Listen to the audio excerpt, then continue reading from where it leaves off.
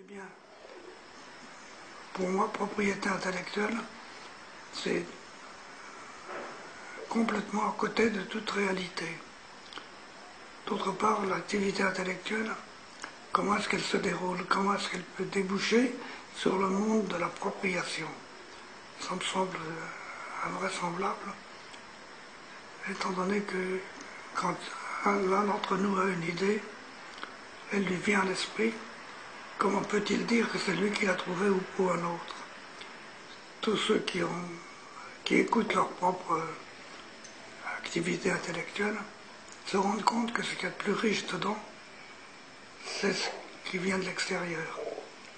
Chaque fois que j'ai une idée, cette idée est forgée en moi, bien sûr, mais cette idée, elle a été provoquée, très certainement, par le contact avec un autre, qui disait peut-être le contraire, qui disait la même chose, mais en tout cas, ce qui me rend intelligent, c'est ma capacité à rencontrer l'autre, et non pas ma capacité à imaginer tout seul comme un grand des idées nouvelles.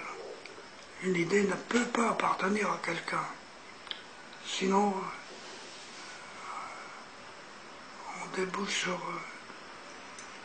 sur l'impossibilité, par exemple, d'être poète.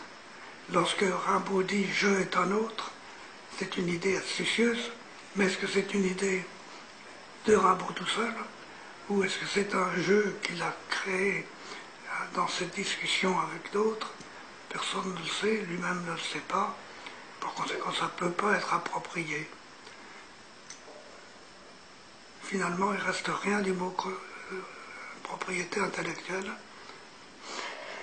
Il y a des appropriations monstrueuses, comme l'appropriation de la possibilité de guérir quelqu'un avec un nouveau médicament.